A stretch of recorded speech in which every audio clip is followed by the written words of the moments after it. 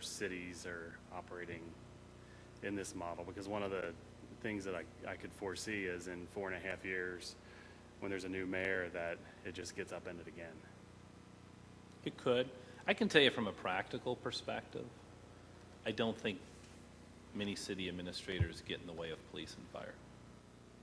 From a practical perspective, I think most chiefs of fire departments and police departments operate somewhat autonomously. It might not be in their,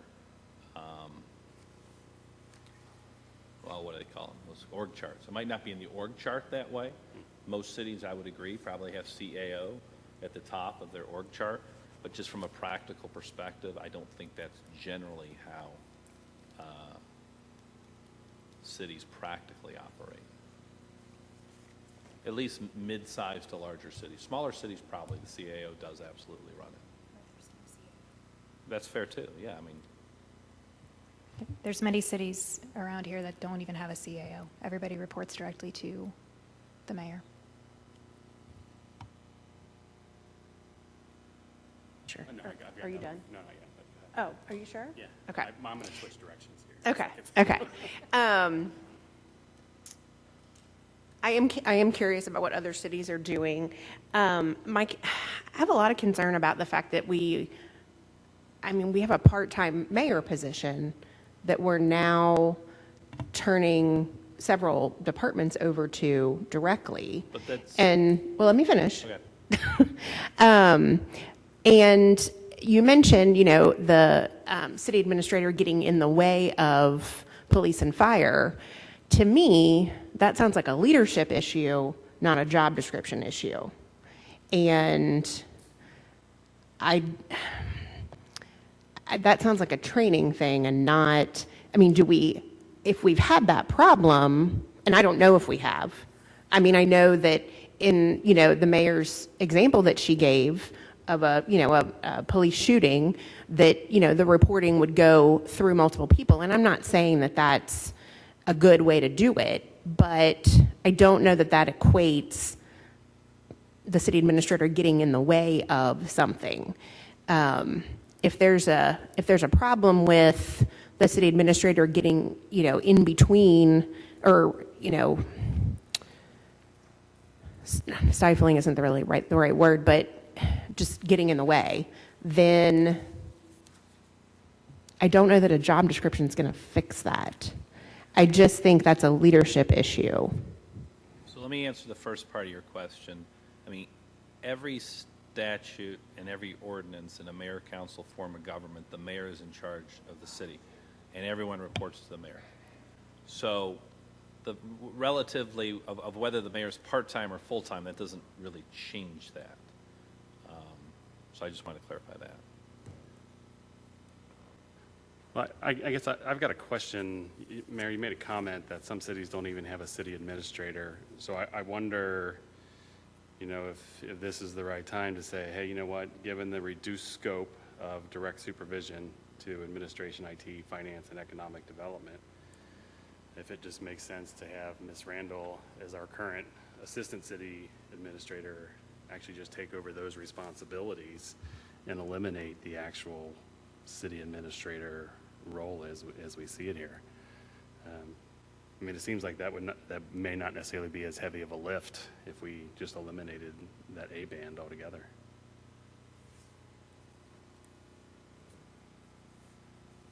I don't know. I don't know what that would entail.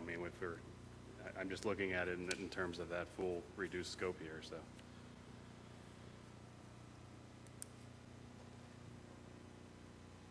Okay, so Ms. Randall's job is not only just assistant city administrator. She's also our economic development director, which is a extremely large part of her existence. So I don't think that that is something that can be accommodated. From a job satisfaction, level of responsibility and duties, I don't think that can be accommodated, especially when you understand the true scope of the CAO and that they are supporting every single department. and creating a strategic plan and pushing forward that strategic plan of the entire city. So yes, they aren't the direct supervisor for PD, PW, and fire, but they are the support staff, the planning, the coordination of the entire city. I have removed 3 of their direct reports. That is it. And it's for efficiency of communication more so than anything.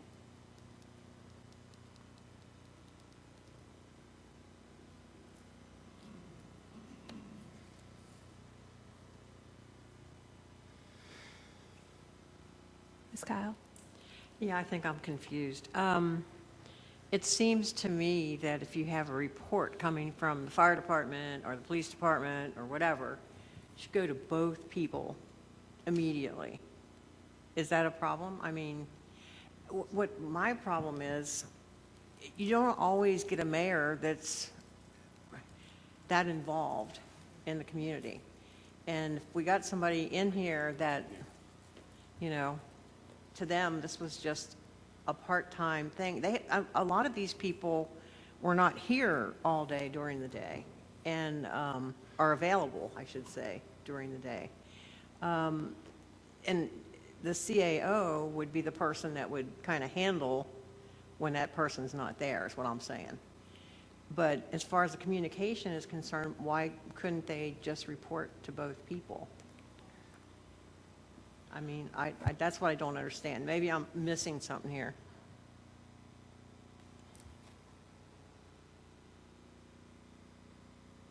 What was your question, Ms. Kyle? I'm sorry. With the communication, like a shooting or whatever, fire, wouldn't it be more appropriate to notify both people at the same time? I think absolutely. Yeah, Yeah. I think that's a non-issue. Yeah. Okay. I agree. Okay. Chief, would you be willing?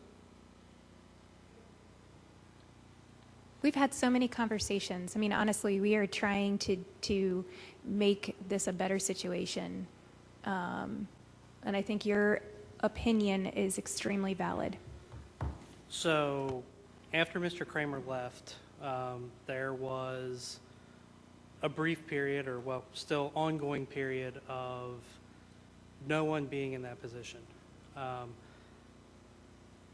As I think we all did as department heads, we all kind of adapted and continued on with business as we were even with the city administrator.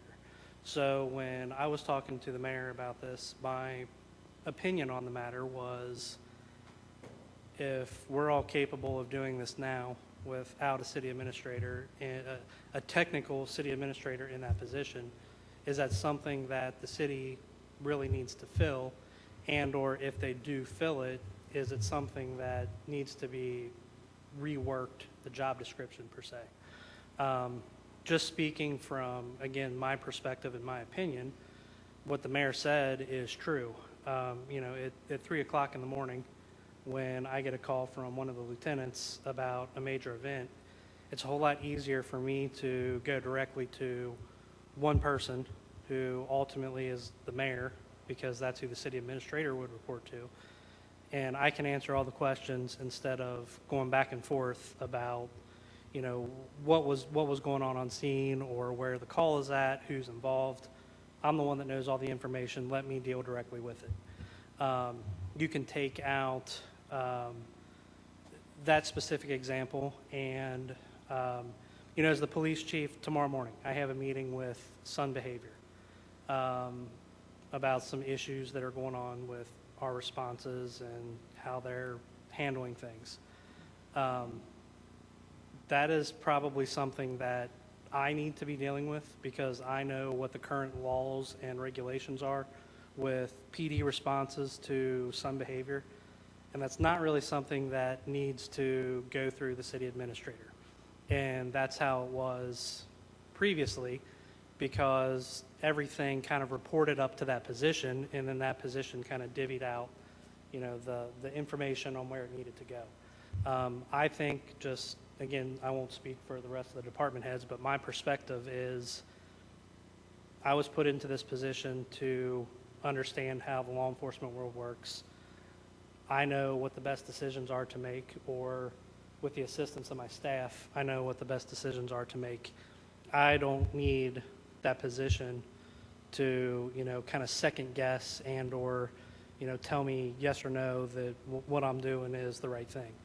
A lot of people don't have, Erlanger's been lucky because police chiefs have, or police officers have left this position and they've gone to that position and they have a general understanding of how law enforcement works. But depending on who applies, that's not going to be the case. And I'm just trying to look out for the PD because I would venture to say we're probably the most highly litigated department in all cities.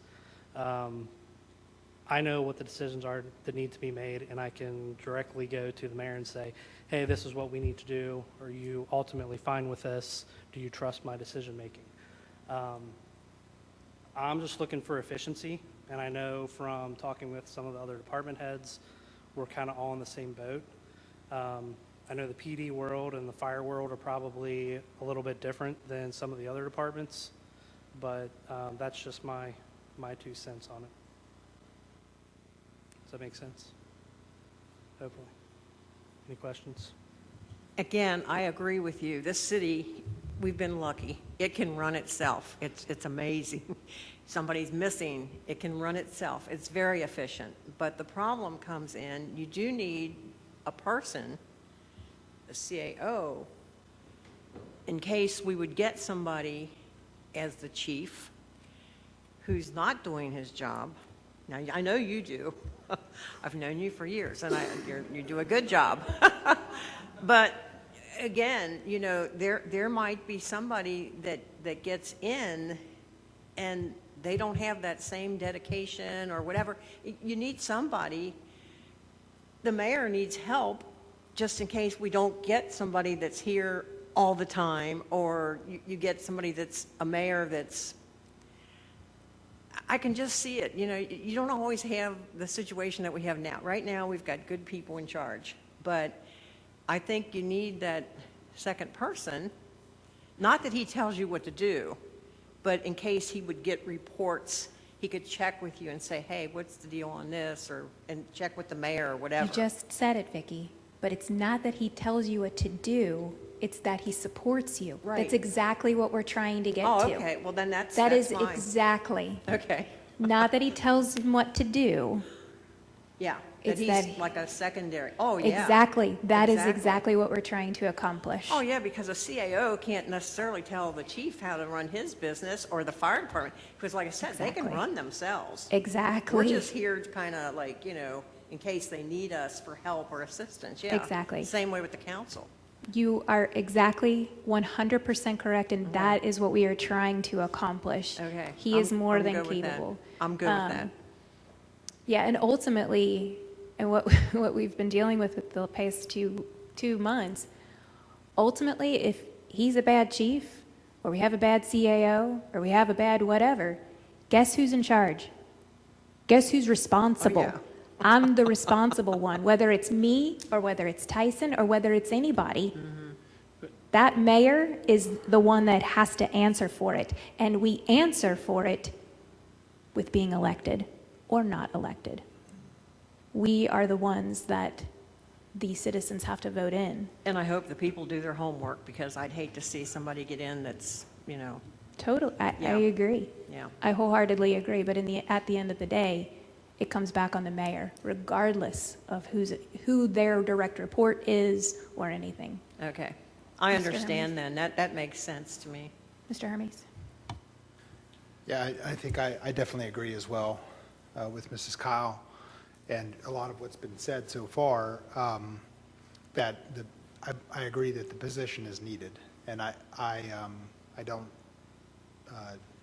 disagree that it could be changed. But I do know that it's easy for us, just from the past.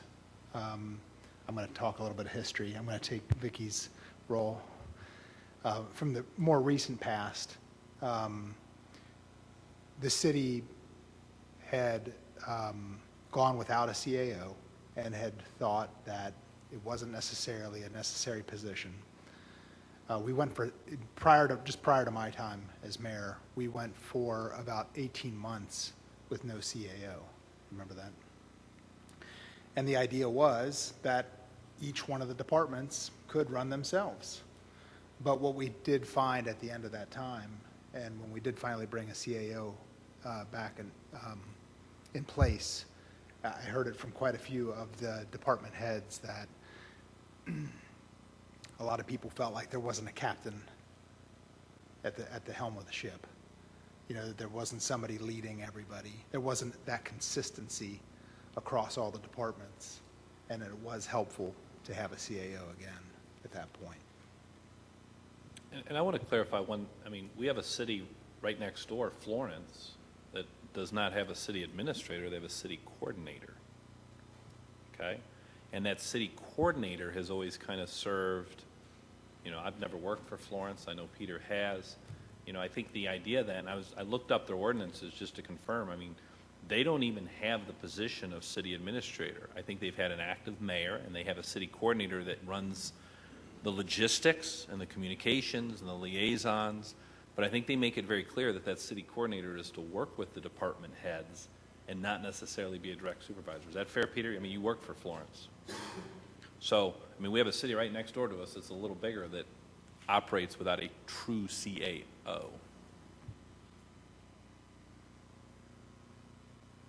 Ms. Jasper Lucas. I feel like a lot of the issues that are being described, I would describe as micromanaging. The issues that have happened in the past, I would describe that as micromanaging. And I've been in positions where I was micromanaged, and I've been in jobs where I was given a lot of autonomy. There's a happy medium there, and I think it depends on the expertise level of the person in the job. Like Ms. Kyle said, if we get a police chief that's not as experienced or maybe hasn't come up through the ranks within Erlanger, maybe they're not going to understand how certain things need to be done, and they need someone to sort of help them along. And I think that's where you have to choose a really good city administrator, because they can gauge how much assistance does that person need. And, you know, Mr. Hermes said we saw that we needed a city administrator because people needed a captain. And that's my concern. I understand we continue saying, you know, the city administrator will support, the city administrator will support. And I totally agree with that. But my concern is that we get a mayor that doesn't have the expertise to lead those other people in those other positions, and maybe doesn't understand how to help that person along. And, you know, right now we might have a great situation and this might work right now, but my concern is that we're making changes that are going to affect people for a long time. And fixing a micromanagement issue is more about hiring the right person than it is changing an ordinance, in my opinion. That's just my 2 cents. Well, Ms. oh. Nicely had her hand raised. Chief, you do an amazing job, and I know all the department heads do. My question is more geared probably to the mayor or Jack. I agree we need to fill this position, but I'm not in agreement of giving $11,000 raise for this position if that's what that 7% comes up to. I mean, I don't understand why that raise for this position is included. Was it? It's the band. It's every single band was raised by the exact same percentage. It's every single band. I'm sorry? The Band A's job description is being changed from supervising everyone to supervising just 4 department heads. So I think that's what Ms. Reckers was trying to point out, is you now are changing the city administrator to more of a peer with the police chief and the fire chief, Whereas in the pay bands, it looks like they're not peers. And I just feel like, to me, it's fair if we're changing the job description, then they should, and we're looking at them like a peer as far as their job description goes, but not as far as their pay goes. But can I call something out here, though? Because there are several department heads listed in Band B, in Band C, in Band D. So I don't understand. Like, I get what you're saying if all department heads were in the same band, but they're not. They're all in different bands. It's based on the job description and what their responsibilities are to the entire city. So the city administrator has responsibilities that span all departments. Hence why they are still at the top of the band. I mean, based on your analysis, police chief, fire and EMS chief, and public works director should also be in the same band as city administrator. They should all four be in the same band, but they're not. Gary? Yeah, I guess I got two things, or I guess I got a couple things. One, Mr. Hermes, you were talking about consistency, and I think that's the huge advantage of the CAO being that, having the supervisor responsibility across the board, because it adds a layer of insulation between whoever's elected next as mayor. So, I've heard it from a couple pieces, so I wonder if we need to consider amending the duties and responsibilities that are in the ordinance to also include supervisory responsibilities. So that's one thing I think maybe we have a little bit more conversation about, because then that takes it out of, it's where we have an opportunity to do something. But I agree, on the city administrator, and maybe this is the right time to do it, but I'm almost, I guess I'm going to ask for a straw poll here and see where people's heads are, but I'm thinking we just eliminate Band A altogether and move city administrator into Band B. I would say if you're going to do that, then public works director has to come up to that band as well. No, I mean, it doesn't have to, but this is. But why, if they're all on the same? This is an ordinance that council actually gets to make a decision on, so what we decide to put for a first reading in 2 weeks is what will be there. That's why I'm asking the one piece. I'm not saying let's move everybody up. But if your logic is because they are on the same, they're the peers, then wouldn't it make sense to make them all peers in the same band? No, but I think there's a difference with here. We have an empty position, and we have an opportunity to right-size that. Now, maybe the next time we have an empty director of finance or director of public works, then we could move that one accordingly as well. But I'm hearing enough, support and conversation around increasing that city administrator from 105 to 113. And if we feel that it's the right thing to do to make that band for city administrator 101 to 131, then I think that's the right thing. Now, that doesn't prevent you from hiring the person in at 113. It just is establishing that band, and you have the flexibility within that. But I think given the change in, core job responsibilities, I think it's warranted to move them down.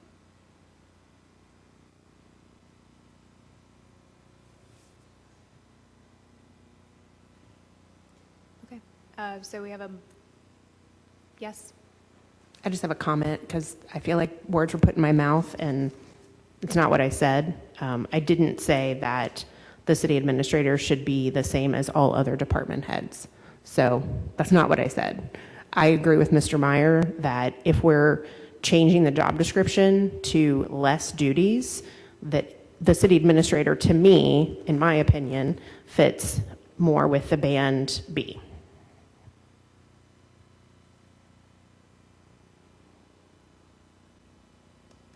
Mr. Eckers?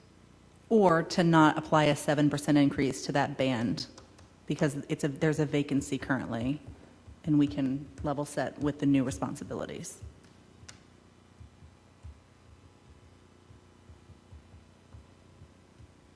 So we just need guidance from council as to what the will of the majority is, and I'm hearing several different proposals on the floor. So I don't know if every council member maybe wants to just chime in as to whether A, keep it the same, B, merge A and B, or C, keep A, but don't do the 7% adjustment. Those seem to be the three proposals I'm hearing right now.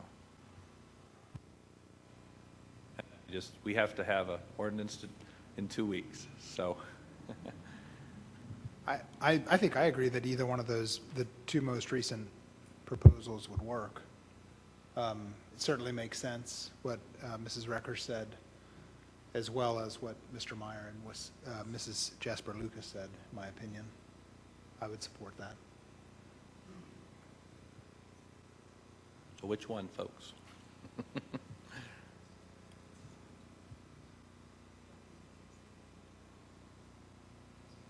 Ms. Kyle? I would say keep the A, and if most of the council wants to not show the 7% increase because we're hiring a new person, I'm all right with that. I wouldn't object to that.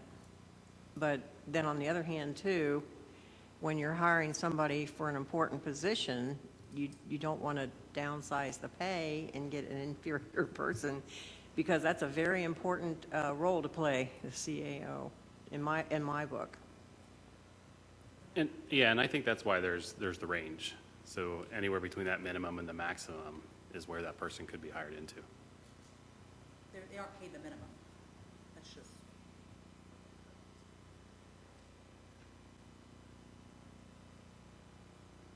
But I think you were saying instead of the 113 to go back to the 107, right? That's 105. Yeah. Okay. But the person could come in much higher. I mean, But then, yeah, okay, I it just see what sets you're the, saying, it just yeah. sets the floor and the max. And maybe that's something that the executive branch can decide, because, I mean, they're the ones that are going to be seeing the background. I think it depends on the person's background, how well qualified they are, where you want to pay them. Does that make sense? Yeah, and Ms. Yeah, Kyle, so we could do that. yeah, that's the argument that I've made over many years of not necessarily indexing the pay scan or pay band every year, because there is the latitude within those ranges to actually to hire separately. So where do we have consensus for this ordinance in 2 weeks? Keep A as is, but don't do the 7%? Is that where everybody's at? Okay. And then as far as the job description changes, we're just going to add the caveat that that's not going to impact the non-elected officers that are already established by ordinance, right, Mr. Meyer? All right, so we're good to go? All right. Thanks, Gil.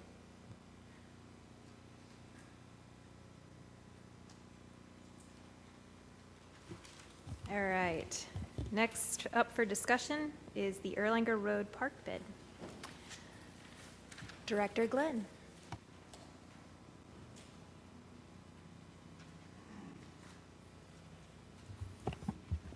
On a more enjoyable note, park planning. Woo-hoo. All right, well, tonight I stand here as the Parks Task Force member. So with Kevin Quinn and Kim Walking as staff members, we all attend all the meetings. We have 5 council members that attend the meetings and the mayor. So what we're presenting tonight, most everybody has heard. But in discussion over the last couple months, we thought it would be good to kind of bring it to council to kind of talk about the overall scope of work for the Erlanger Road project. Kind of stems back with the Cherry Hill public meeting we had and some people wondering what was going on. And so we just thought it'd be good to really kind of talk about what the intent of the RFP that we prepared and the scope of work that our selected consultant will be doing for us. So as part of that, your packages last week went out with a copy of the RFP that was advertised, and we had bid openings in early April of this year. And then you also have a copy of Human Nature's proposal, which was the consultant that we selected to perform the work. So with that, the The location of the project, as most people know, is Erlanger Road. It's just the section between Houston Road and Turfway Road. So with that being said, the original scope and the main scope as it was and remains today is just the portion between Sycamore and Turfway. So that was where all the thought process started and really where our main focus remains. That section is 2,900 linear feet long, a very linear type of situation, which consists of our existing right-of-way that council closed, 6-7 years ago. So we have the right-of-way property and then the black property, which is located along there as well. The secondary area of focus is the Erlanger Road section from Houston Road to Sycamore. So that has never been a primary part of the scope, but kind of secondary. So what we want to do is have the consultant looking at that. It's the right-of-way is still open and very used, and we're not looking to shut it down as part of this park master planning.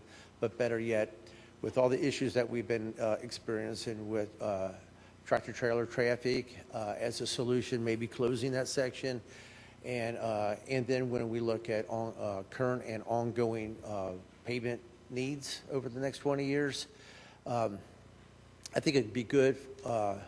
Part of this park master planning to kind of just look at that quickly to see what added value it could bring to the park. So that way, maybe one day when this whole thing comes before council, you can look at it from every aspect, from a pavement maintenance need over the next 20 years, from a possible, expanded park situation, and a solution to the tractor-trailer traffic. So that basically kind of talks a little bit about the location and where the park is and everything. Discussions on the park started a few years back, with the closed right-of-way, and I think several people have recognized it as quite an opportunity for something. There's no discussions on future road reconstruction and opening the road back up. There's no discussions, or not to my knowledge, of any kind of development going in there or anything like that. So when you think about what could happen with that property, a park kind of fits the bill nicely. So in 2019, we started talking about it, and part of the Parks Task Force, it was also talked about. Many members, including Jennifer Jasper Lucas, when she was elected, she really talked about a lot of dog park. So, it kind of stems, that was the origin of the whole park discussions, is, maybe doing a linear dog park or a dog park of some sort. And the needs of a dog park, we went back and looked at the park study that the city did back in 2018, and the postcard mailers that everybody sent out, 70% of the people that responded were in favor, either somewhat or wholly, they were in favor of a dog park. So it's something that not only that the Parks Task Force deemed as a possibility, but it's also something the residents have been asking for as well. And also part of that Parks Task Force, the Cherry Hill residents let it be known that, and maybe through different avenues as well, that they'd like to see a park on their side of town as well, which there's currently nothing that they have access to or direct access to.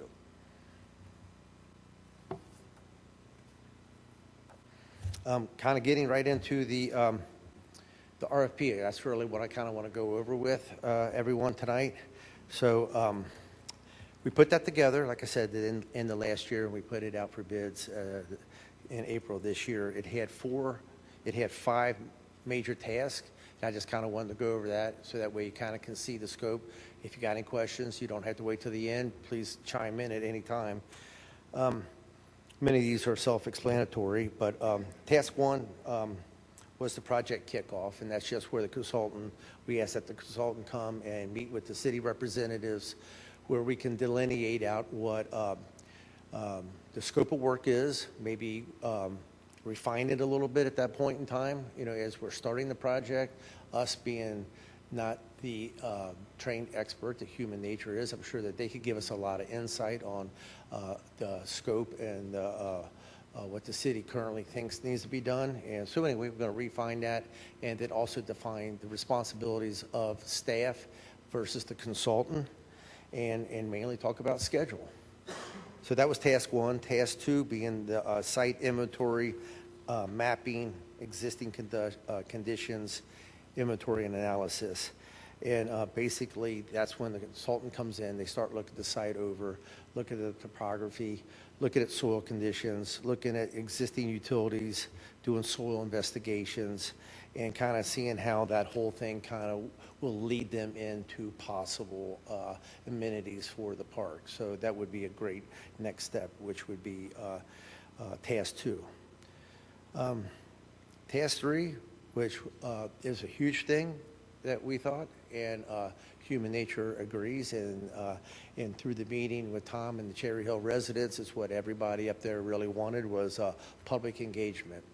So this is really where we request that, that not only does the consultant and city staff meet with local business owners and finding out any kind of partnerships that we can develop for the development of this park and maybe some pedestrian ways and things like that, but also with the residents. And when you, if you have already, or when you do, look through Human Nature's proposal, every one of their tasks has public engagement and meeting with the public, and so they really have it spelled out well, and it's something that they feel as though is hugely important. Meat and potatoes is task 4. So that's the needs assessment, development of the vision, design guidelines, and strategic needs assessment.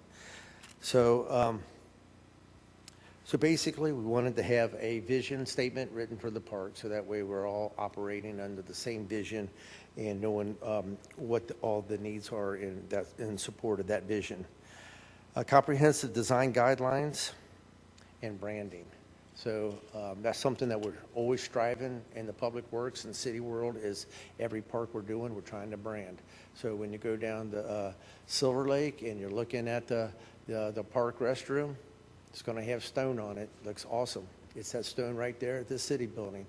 All right, the color of the windows, the color of those windows, and the style matches this with the overhangs. So when you look at it, not only does it look absolutely fantastic, it also mimics the design criteria of this building. So we're starting to brand ourselves. So when you kind of see that stone and see these type of things, you associate with the city of Erlanger. And we want to continue to do it in this park and through other amenities. Look at paved and unpaved walking trails and interconnectivity between businesses and nearby pedestrian ways. We think that's going to be a great amenity of the park, is creating a great walkway, pedestrian walkway for the park users, and the connectivity to some of the other businesses that are nearby and utilizing their property and expanding our trail system. The linear footage of the whole Erlanger Road from Houston to Turfway is 9/10 of a mile, but if we start looping things over to nearby businesses and utilizing Turfway Road, stuff like that, we can probably get the footage closer to 1.5 miles or something like that, which is a great walk for people. But of course, dog park. We want and we wanted a consultant that knew a lot about dog parks because they're very complex. So that was part of the task, is to evaluate options for dog parks. One thing we thought of is a nature center. So, what we wanted to do is have a consultant kind of look at the properties, probably the black property, but I don't want to say that conclusively. They have a blank slate, and I want them to kind of look at this site on their own. But maybe doing like a nature center, and then providing the city with conceptual layouts, and also programming possibilities. So, hey, if we were to build something, then what could it be, and then how could we program it? Of course, open space was a big thing that we wanted to look at. Parking facilities, which is going to be very tricky on that site, but extremely necessary. Park naming and signage. So right now we have a signage master plan that we're working on, and we want this park to marry in with our citywide signage, and then also help us with a name, so that way we don't call it Erlanger Road Park, as we do with all of our parks. Again, branding would be the next one, safety and security analysis. So being the kind of park it is, being kind of a nature park, being excluded like that, one of the things that we recognize right off the bat is the possible security issues.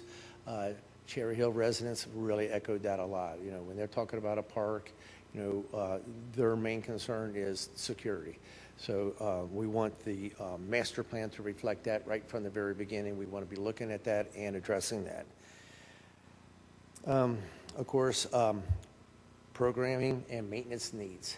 So when we finish this up, we want to have a long list of different type of programming, things that we can do in and with the park, and we're going to want to have some sort of idea, snapshot of man hours and efforts it's going to take to maintain it. So that way we don't go forward with a big park like this with no understanding of its future maintenance needs and how it would impact the city staff and budget. Public outreach, input, and education. We talked about that already. That was a huge point of the whole RFP. And then the functionality of existing site conditions. Again, just looking at the site, making sure that we're utilizing the site to its full impact. It's a very unique site, very linear. Matt Kramer, one of his big things is he's wanting to make sure we take advantage of the water, the creek, and doing like water features and things like that. So that was included. And then task 5 was simply the finalization of the master plan and the delivery of all the items.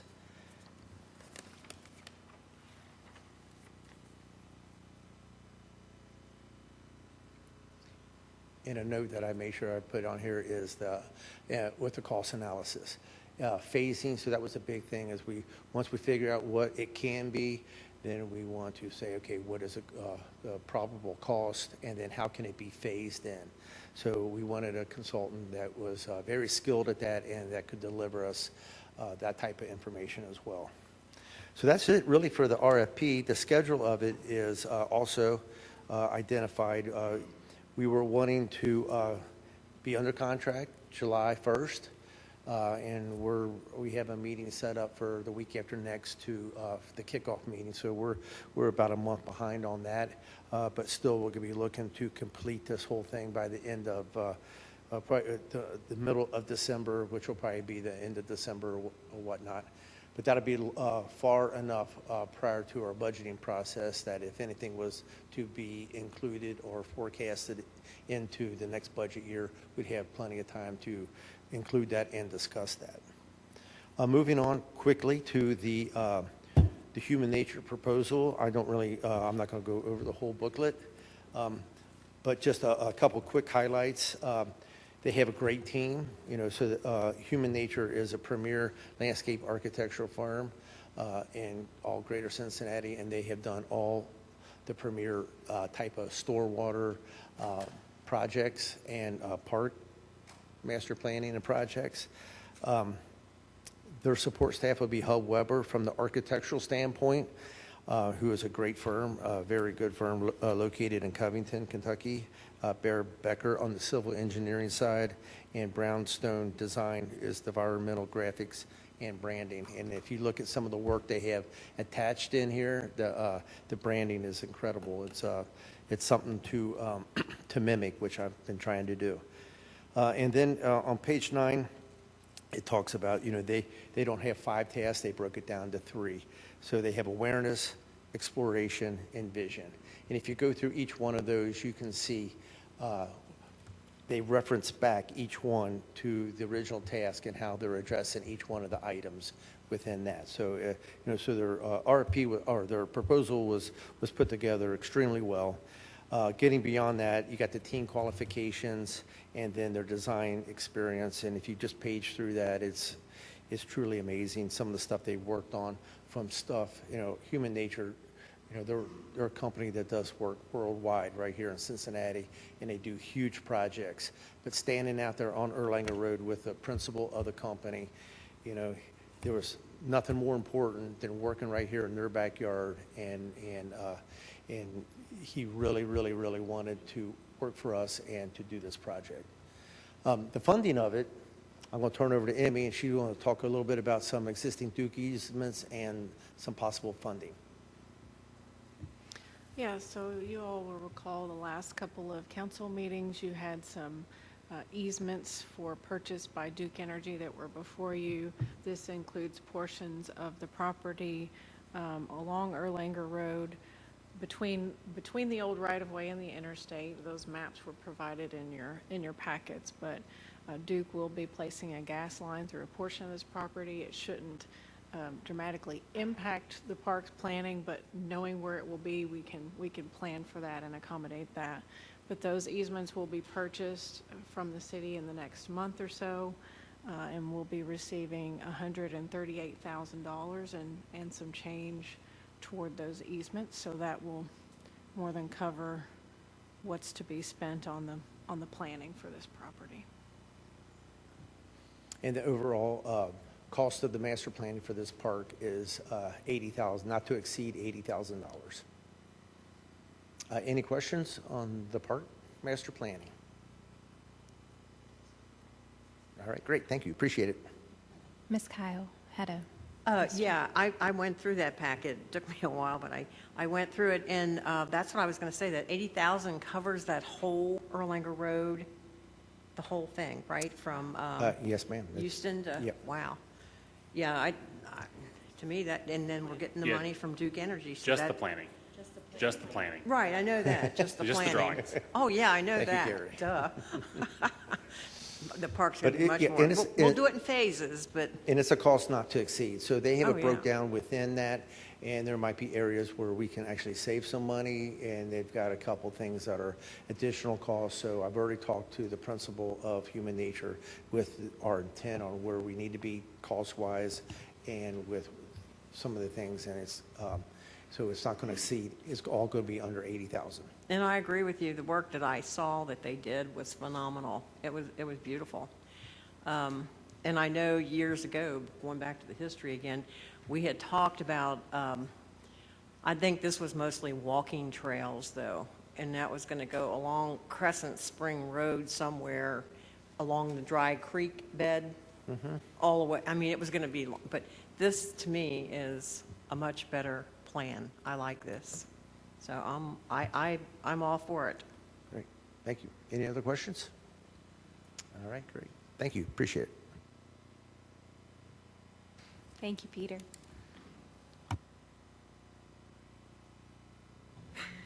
All right. Next on the agenda, number 4 of 7. Kyle Rader.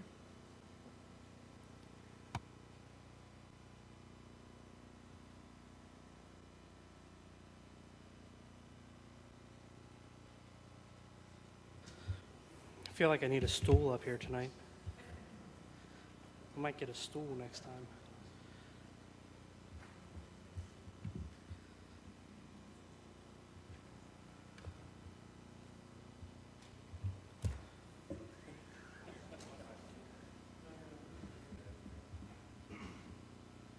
So while Lieutenant Nezzi's getting ready, just kind of want to tell a little bit of a story here and explain again. You know, I told you a couple council meetings ago, or maybe it was last council meeting, the reason I wanted to show this was twofold. This very well could have been a case that you see on the news for something bad, whether it, was we ended up shooting someone or one of our officers was hurt. And the other part of it is, I know I keep harping on this, but for the morale of our department and for the safety of our officers and just for the overall well-being of the city, it is so important that you guys, pass these budget items that we ask for. I know the tasers and the body cameras together were extremely expensive. And you'll kind of see in this video how all that stuff came together. What we want to do is, once Lieutenant Nezzi gets this up and running, I want to play the dispatch tape for you. I want you guys to hear what the officers were told on the way there. Think about, if you're in that situation and you're responding to it, what's going through your mind. And then I want you to think about when the officers get on scene and what they actually see. it turns in, it goes from basically, a suspicious subject that's bloody to what turns into our officers in their mind thinking a burglary in progress. So I will warn you that in the video, the suspect is bloody from breaking a bunch of glass windows. So if that's not something that you want to see, probably want to cover your eyes. But we'll play halfway through it, we'll kind of stop, and I want to switch officers' body cameras so you can see it from both perspectives as the guy is coming at them. So do you have the, you got the audio? Yeah. Earlier, 21. Good. Earlier, 39. Good. Both units. Respond to 3130 Dixie Highway in the area of Carpet Land. Is going to be reported a suspicious subject. Complainant's in a black Jeep behind Colonial Cottage, saying that a male subject was laying in the lot bleeding next door. And apparently he's made his way into Carpet Land, he believes. The complainant's going to be leaving. Unknown weapon. 21. 39. Good.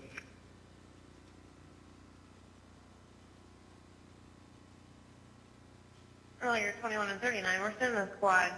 They said the subject is bleeding, and they also heard glass break. We're unsure what's going on there. 21. Clear. 39. Clear. So you just heard what the officers heard. They think that maybe they're going to somebody that's bleeding. They heard glass break. The officers have no idea what the heck it is they're responding to. And as they're on the way there, lights and sirens, they're thinking about 10 different things that could happen. This was hot on the heels of another shooting that was close to the tri-state, so that was on the officers' minds. And like I said, they have no idea what is coming. This is Officer Dennison as he is arriving on scene.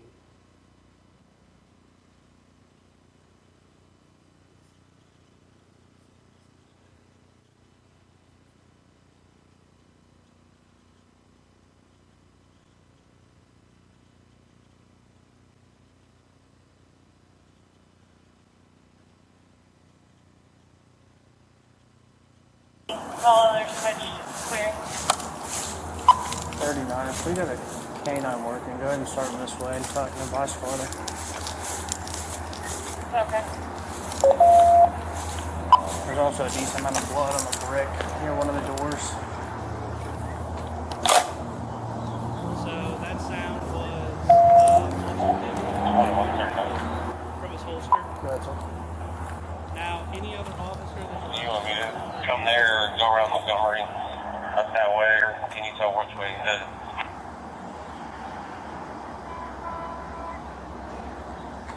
he's removed his pistol because Looks like the way the glass is laying, it looks like it's broken from the inside. Okay.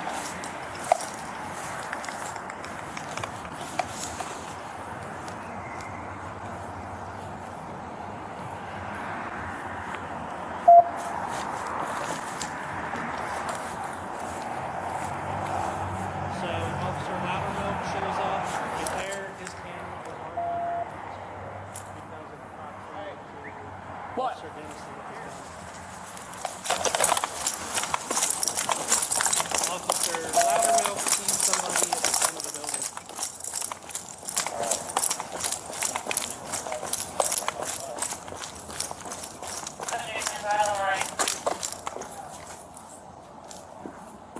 Come on out here, buddy. Come out here. So this is what it seems so trivial, but in this scene, Officer Dennison, they see the person in there.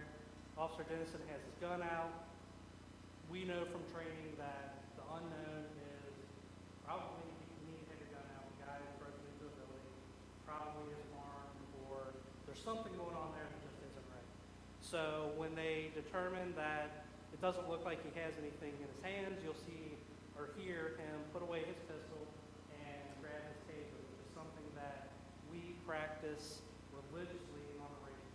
You see so many times that a department will, accidentally shoot someone because they have gotten their taser and their firearm mixed up. This is something that we practice every single range so that this specific scenario, this officer knew what to do and there were no mistakes made. Nothing in his hands. 39, he's bleeding pretty heavy. I can't figure out a way to get in. You got eyes on him? Yeah. I'm gonna see if I can figure out a way. So there he is. Hey, You can come see open him. the door! Charlie, he's coming to the door. Yeah. Open the door! Somebody that is the owner of this building. Hey, sit down. Get it! Sit down! No! Sit down! Fucking get it! 39, I'm deployed. 36 in and out if he's not ready. So right now, Roll over on your stomach, bud. it's easy to sit here and Monday morning quarterback and think, oh my God, nobody's doing anything. He's been tased, he's laying on the ground. Officer Loudermilk is not thinking about getting gloves when he's running up to the scene. He doesn't have gloves on. This guy's covered in blood. The taser has temporarily disabled this guy, and the thought process is that's what the taser's for. The guys don't need to get on the ground and roll around with him, and get bloody. So they're going to give him commands, and he doesn't respond to them.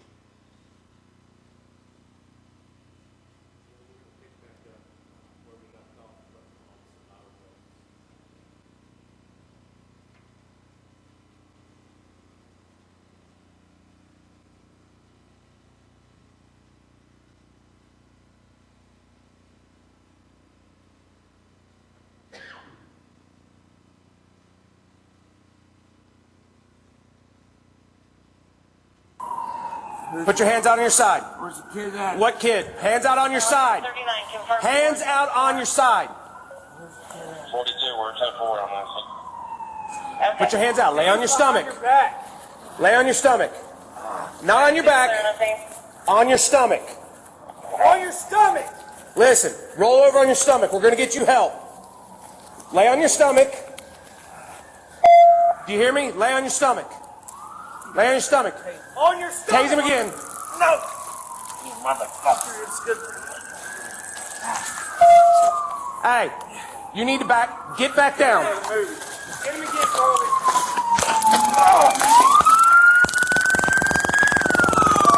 Lay on your stomach. Lay on your stomach. Get on your stomach. So I think luckily with Get on your stomach. Get on your stomach. Put your arms out. Put your arms out. Start listening to us. sirens, the second tasing, he finally is No. compliant enough that the guy. Put your arms behind your back. And again, every single officer that arrived on scene here, nobody had to worry about looking down, fiddling with the camera. Nobody can accuse them of, not doing it, forgot. Everything was completely automatic, and the system worked exactly like we told you guys it would. So, I just thought it was important that you guys got to see what you paid for in action and how well everything actually worked. So, does anybody have any questions about any of this specifically? Good. Thank you.